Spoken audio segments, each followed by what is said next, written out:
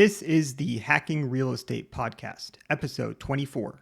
I know it might be a little cliche, but you just got to get started. You could do reading, you could do podcasts, you could look at lots of things, but sometimes you just you take the best information you have available, you make the best decision you think works, limit your downside, and sometimes you just got to jump in. Just be smart about it. Be aware of that downside, I should say. Don't just buy to buy, but do your homework. And if the numbers really work and it makes sense, don't procrastinate and think, well, I'll do it next. I'll do the next one. Just start somewhere. Start small. Good things will happen. Welcome to the Hacking Real Estate Podcast, where we dive into the stories of seasoned, hands-on, and tech-savvy real estate investors. We'll learn the strategies and tools they use to maximize returns and minimize hassle, all while navigating the rapidly changing real estate market. I'm your co-host, Brandon Hall, and managing partner of Hall CPA, and I'm sitting alongside my co-host, Vikas Gupta, CEO of Azebo. With our combined 15 years of experience in real estate investing and entrepreneurship, we're here to help you up your real estate game. Let's get hacking. Welcome, everyone, to today's episode of the Hacking Real Estate Podcast. On today's episode, our guest is Ira Fishman. Ira is a champion of accessible housing. Driven by personal ties and a deep sense of purpose, he's cultivated nearly 400 housing units for those in need over a span of 12 years. As a certified occupancy specialist, he combines his expertise with a genuine desire to create meaningful homes. Ira, welcome to the show. Thank you. Appreciate you having me. In your own words, can you tell us your real estate journey? It goes back about 12 or 13 years. That's when I first got into the multifamily space. I partnered with a buddy of mine from college who's been doing it for 30 plus years. I have other business ventures that prior to getting into real estate, which I'm still involved with. My business partner oversees our financial service businesses, but I spend my full time in real estate. My real estate started in actually affordable housing, partnered up with, as I mentioned earlier, a buddy of mine. And by the way, the deals I'm involved with are primarily joint venture deals. So they're all joint venture deals. Primarily Illinois, a little bit of Wisconsin, just exited South Carolina on an opportunity that we sold fourth quarter of 22. So right now I'm presently in the Midwest. The properties that I'm involved with are both traditional apartment buildings as well as affordable properties, which are typically HUD properties with HAP contracts. HAP contracts a little bit different than a Section 8. Well, it's a Section 8. It's a Section 8 property, and the two big differences in Section 8 properties are HAP contracts, which are housing assistance program, as well as vouchers. So the majority of the units that I own that are affordable do have HAP contracts. I do have a few properties with Section 8 vouchers. My journey started there, as I mentioned, several years ago. And the deals I'm involved with are usually one, two, or three of us in a investment. That's primarily what I've been doing for the last several years. Asset management is one of my main focuses. Is my background is accounting many years ago, so I'm pretty comfortable in the finances, overseeing, the economics of properties, and I do like the process and procedure, which not necessarily related to accounting, but that's something that's kind of resonates with me, and I've been doing that for quite some time. Tell me a little bit more about the accounting. I run a CPA firm focused on real estate investors, so very into the accounting and tax aspects. Talk to me about that background. Not so exciting, but got my degree in accounting many years ago. I worked for a public accounting firm, smaller one in the Chicago area for a couple of years. Ended up leaving there because I wasn't overly stimulated by accounting. I do think it's a phenomenal business background. You really learn a lot, and it's been invaluable to me in various ways. But didn't spend a whole lot of time. I ended up leaving there, working for one of my clients in the investment research field. So did that for a few years. And after that, I started some other businesses. So that's nothing so exciting on that side. So you started in accounting, and then you started some other businesses, worked in, it sounds like you had a pretty diverse background. What led you to real estate? Like, why why go and start a real estate business? I've always been intrigued by it. Maybe 20 something years ago, I played around with it a little bit. I bought a couple properties in some tougher areas in the city of Chicago, which I thought were going to be, I didn't realize the challenges that were involved. It sounded, these were also affordable housing. They were Section 8 properties with vouchers, and just sounded like it made so much sense. You get paid on the first or second of the month, and that covers everything. You repair it, you fix it, and it wasn't quite as easy as that. So I exited that right before 2008, which just by circumstance was not related to that. It just wasn't working for me.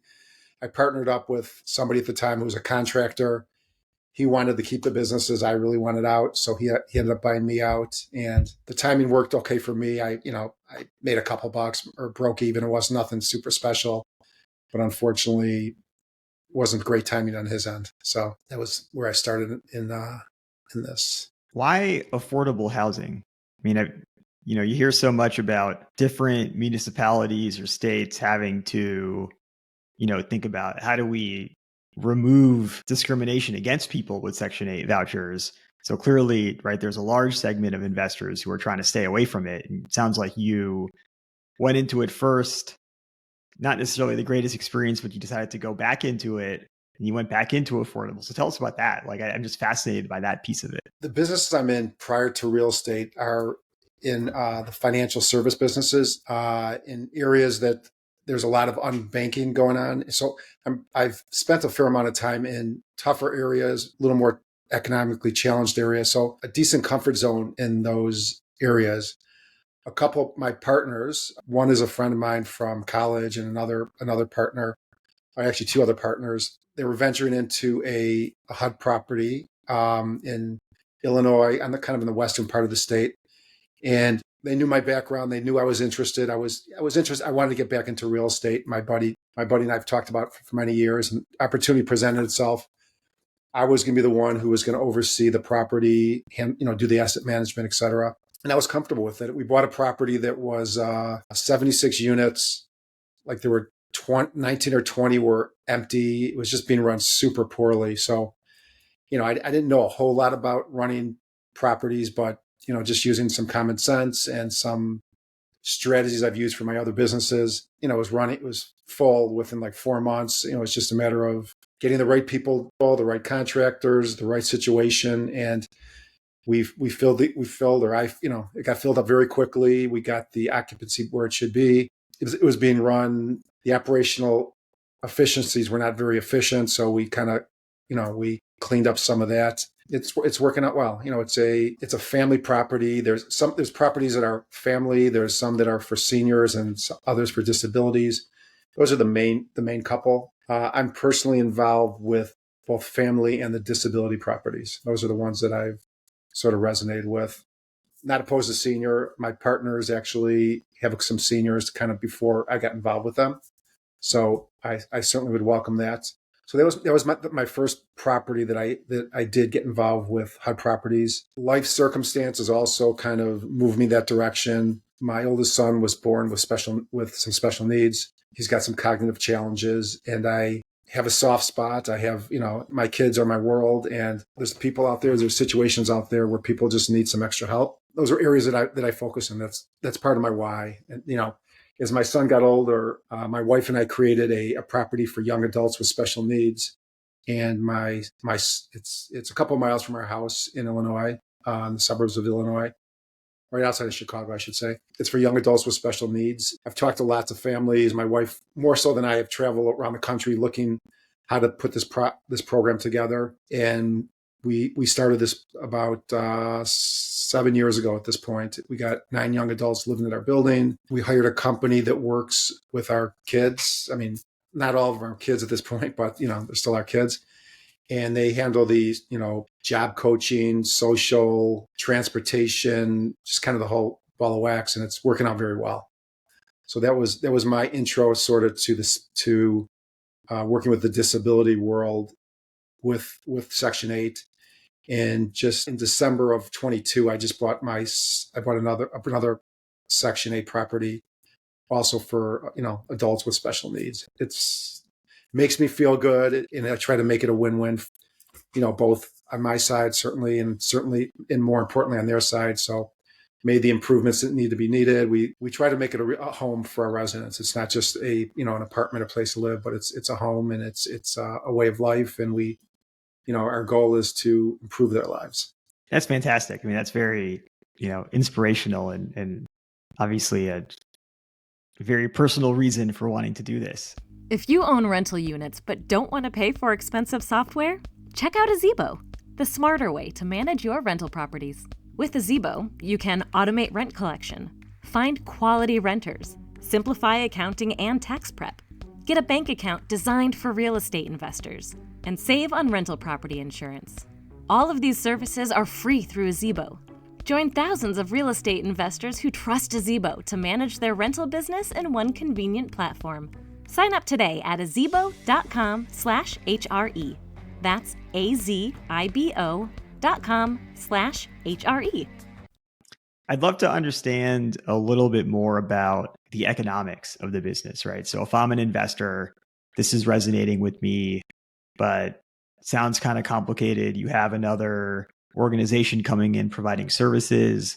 Like, give us a little bit more. Like, is it a for-profit, nonprofit partnership, or like how is that all structured, and how are you getting the additional services in there, and who's paying for it? So the one I mentioned for my son's this one is not a HUD property. There are some people who do get some subsidies from the states, but that is not a HUD property, to be honest with you. I have 3 HUD properties presently. 2 of them are family, and the third one is for disabilities, with people with disabilities, others who are seniors as well. So it's kind of a combination of, but it's not based on age on that one at all. As far as services and investors, the 3 properties I'm involved with, as I mentioned before, they're joint ventures. So it's myself, and on one of them, it's one partner. On the other ones, 4 of us, there's 3 of us. And then one of them, there's 2 of us. So a little bit of overlap with the partnerships, but not exactly. It does take a little bit more to get involved or to get, approved by HUD. And, they go through extensive backgrounds on anybody with ownership and management. I took courses early on in my real estate career to learn more about it, and which qualifies me to manage the properties, and helps with the ownership part as well. I mean, you can own the property as long as you got a management company who is certified to run, these type of properties. So 2 of the 3 we manage in-house. The third one is sort of a little bit out of the way. I do have a third-party management company on that one, but I do asset manage all 3 of the ones that I'm involved with. It's nothing's easy no matter what you do. I mean, there's still a lot of regulation. There's a lot of, bureaucracy involved. We do annual HUD inspections, which in my opinion is a good thing. It keeps bad operators keep them out of getting involved with this, because it's if you don't get certain scores, they could basically kick you out of the system. They can force you to sell a property if you're not keeping it up to standard. So, I think it's a good thing. And we spend a lot of time and energy. We run our properties nice and clean, and, there's good and bad operators in anything you do, but our scores, we do well on our scores. We keep up with it. We treat our residents with respect. I think it's, people are happy with the properties that we oversee. So if someone was looking to get into the low-income housing space, what are some things that now that you wish you knew when you started? It's challenging. It's a process to get in. I mean, it's almost like a catch-22. It's like, in order to fill out all the paperwork and do what you do, you need experience, and you don't get experience unless you do it. So fortunately in my situation, my partners had experience. So, I guess on the first deal, I was part of the group. On the second deal, I had the experience to go into that one, and I was just like them. And then the third one I did on my own with another partner who did not have any HUD experience, and that wasn't a problem because I had that at that point. So probably just doing your research, potentially choosing partners, or certainly doing the research of what it takes to qualify. So, I mean, if you did qualify for it, then you could get that first deal, but I would do my homework and get the certifications that are necessary to do that, for sure. But once it's up and running, it runs like a regular property, to be honest with you, with a couple extra layers that need to be done. Those certifications, is that the certified occupancy specialist? Yeah, that's one of them. Mm-hmm. Like, we have somebody at our office who has, who's taken, I don't know, 4, 5, 6, 10 classes on things involved with HUD, and you kind of move up along the chain of what you can do. Mine is, what I've done is, more the entry level, manager level type of thing.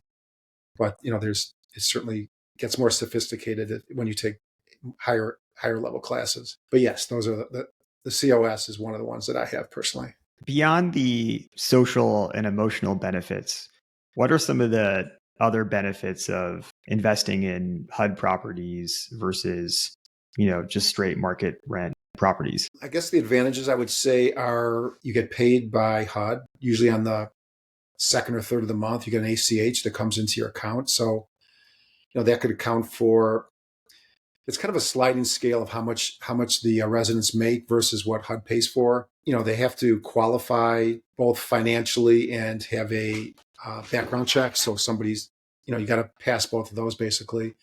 If you make too much money when you first move in, they won't allow. When you want to move in, they won't allow it. You could make under the threshold when you first move in, and say you get a job and it's above that, you could still live there, but you would be paying the full boat. But so once you're in, you could do that, and HUD would participate zero. And we have other people who make under a certain threshold, and we call them zero renters, where HUD pays 100%. So it's sort of a sliding scale of how much is being paid. I'd say 70% is probably a decent amount of what HUD pays, and the residents pay the other 30%. So, that's an advantage, during COVID. As long as the government wasn't going out of business anytime soon, we were getting paid. There were a couple times where some issues where we got paid a couple months late because there was some legislation reason that things were pushed back, I guess, a bit.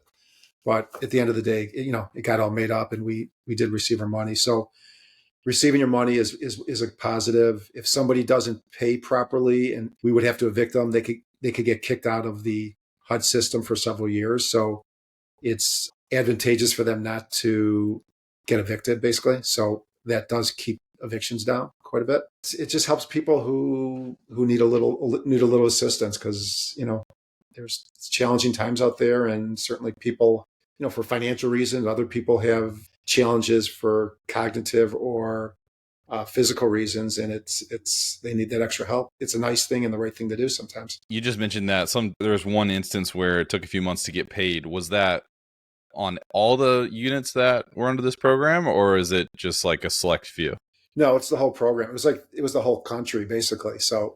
Oh, got it. So when that type of stuff comes up, what did you do? Did you have to start trying to figure out how to, like, what your different capital sources were to float the property, or did you have enough experience at that point where it was fine? Because I can imagine a new operator coming in and that hits, and then they're going a few months without any sort of cash flow. It didn't go past 2 months. It didn't go past 2 months. At the time, you didn't know exactly what was going to happen. There was a delay. We had to do. We tried to keep a decent balance, kind of that reserve balance for various things. So, we were able, not necessarily replacement reserve, because we do need that as well, but we try to keep a cushion in our operating account. So we were okay on that. In that instance, if somebody didn't plan that in advance, that could have been problematic. Maybe HUD, I'm not quite sure. Maybe HUD could have worked things out with certain operators, but I'm not 100% sure on that one. You mentioned earlier when you were telling us your story that prior to this most recent round of real estate, you'd spent some time in sort of unbanked or underbanked financial services. What did you learn there that's helped you? You said that you had some lessons, or you had some experience. What did you learn there that's helped you in your real estate ventures? It's just respect.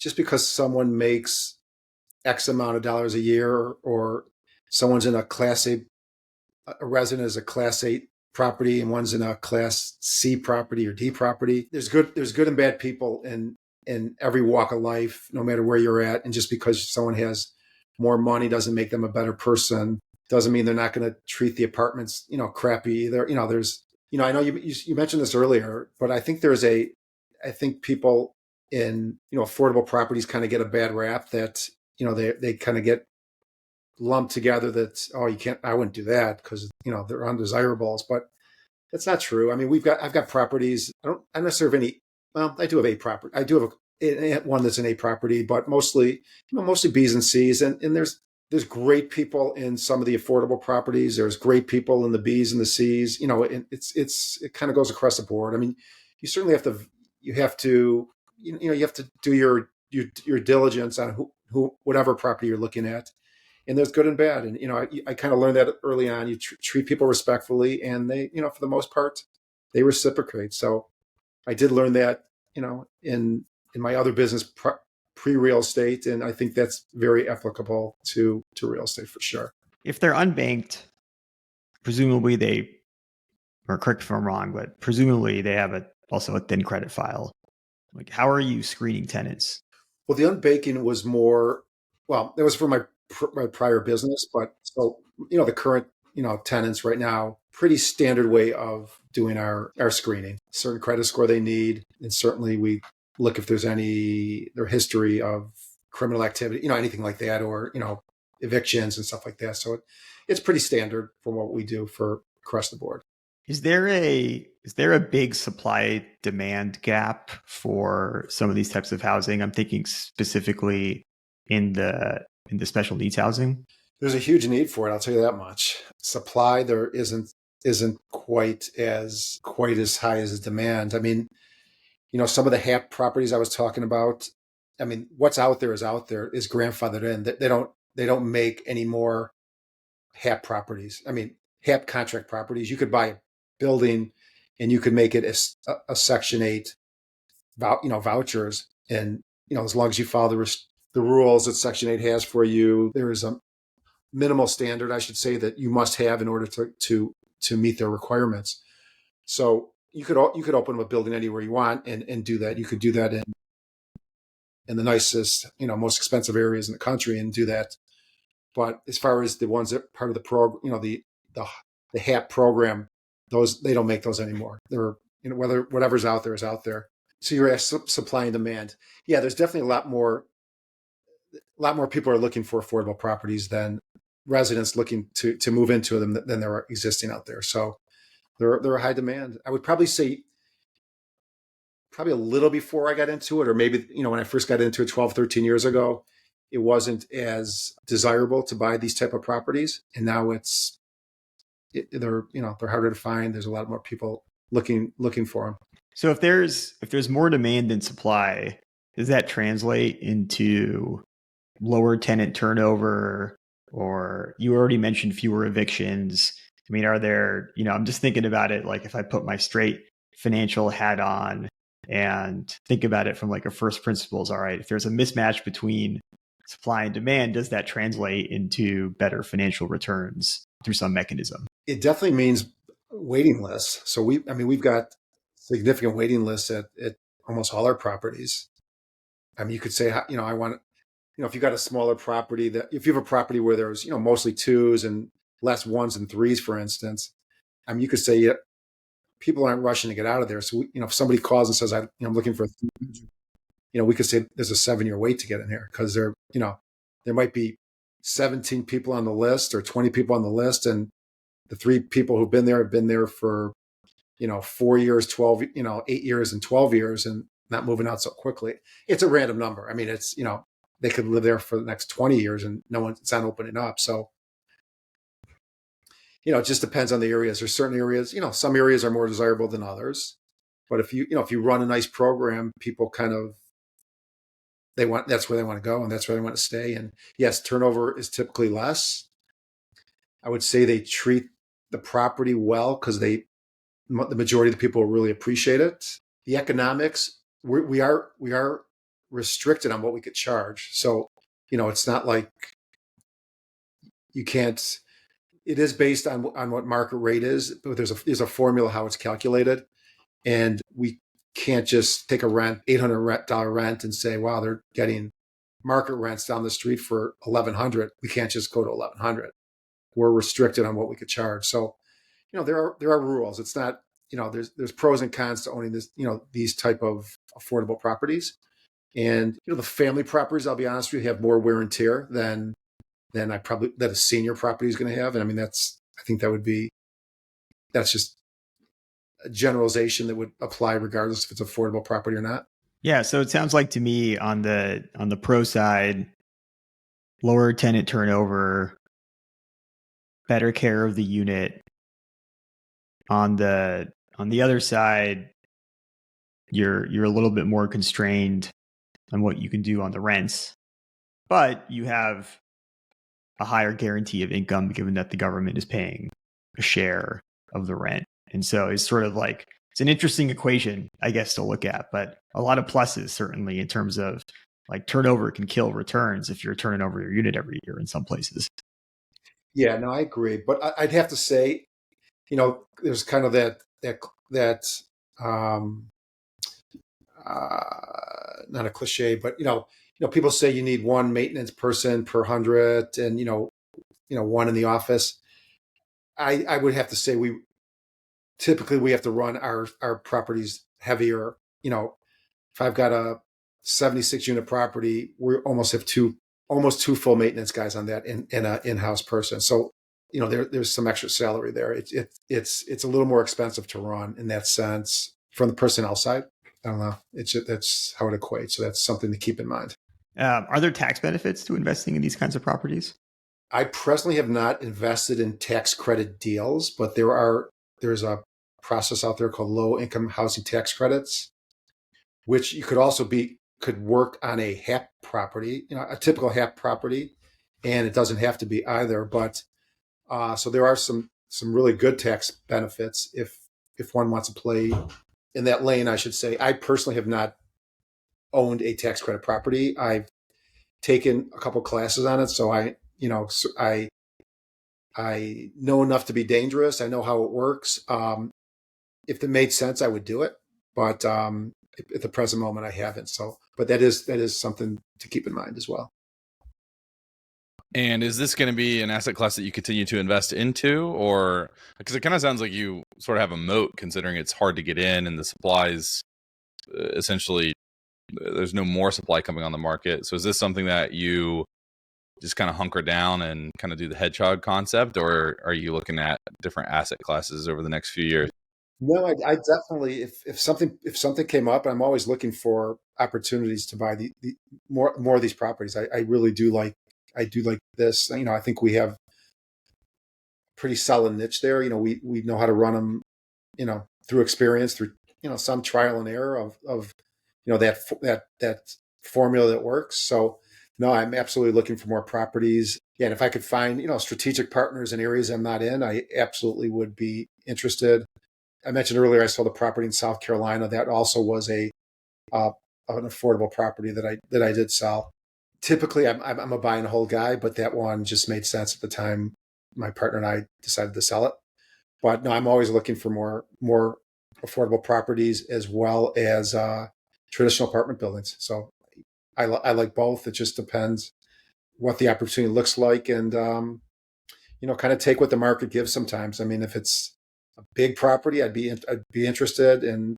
The last one I bought in December was a smaller, 13 unit property, but it was near an area where I had a couple other properties, so it just kind of worked out. So, and if someone does have something they think you might be interested in, how can they get in touch with you? I am on LinkedIn under Ira Fishman, or they can email me Ira at northloopinvestments.com, and I'd be happy to talk further. If anybody's got questions, I'm happy to, affordable properties as well as, it's not easy to be a parent out there with kids with special needs. So I'd be happy to talk to people who might be interested in in residential. And I, happy to tell you a little bit more about the journey my wife and I had, and, what we have done. And, my wife and I talked to lots of parents about that, or guardians, and about what our journey looks like, and happy to help out if I can. Well, thanks, Ira. If you're ready, we'd like to go into our 3 standard closing questions. Sure. Ready. Great. Question number 1. What is your favorite book? And it doesn't have to be real estate related. My favorite book, I probably would say Who Not How by Dan Sullivan.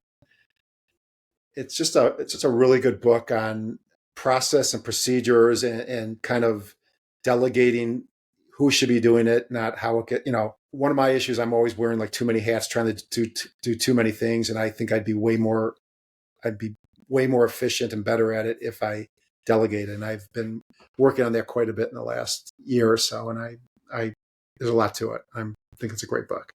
I think that's the second time that book has come up in this question. Right, Brandon? Yeah, and it's a really good book. And it just, like you said, the delegation piece, instead of asking, how do I get this done? Start asking, who should I be tapping to get this done? It's a really simple shift in your frame of mind, but it's a good book. I mean, he goes into like different strategies and how to actually deploy. Anyway, check it out. It's a good book. I like it too. All right. Question number 2. When investing in real estate, what is more important to you, cash flow or appreciation? Good question. You can never go wrong with cash flow. I think I do like cash flow. I personally have kind of a blend, almost in a portfolio. I think there's a good blend makes sense. So I think, I like the day-to-day cash flow. It helps pay the bills. It helps buy more assets. I'm more of a buy and hold guy. So I guess if I had to pick one of the two, I'd probably say cash flow. Great. Well, I appreciate the definitive pick. We get a lot of both on this podcast. And our last question is, are there any final pieces of advice you'd like to leave our audience with that we didn't get a chance to cover on the show? I know it might be a little cliche, but you just got to get started. You could do reading, you could do podcasts, you could look at lots of things, but sometimes you just you take the best information you have available, you make the best decision you think works, limit your downside. And sometimes you just got to jump in, just be smart about it. Be aware of that downside, I should say. Don't just buy to buy, but, do your homework. And if the numbers really work and it makes sense, don't procrastinate and think, well, I'll do it next. I'll do the next one. Just start somewhere, start small. Good things will happen. I think it's a great place to end. Thank you so much, Ira. Thanks, guys. I really enjoyed it. Nice to meet you guys both.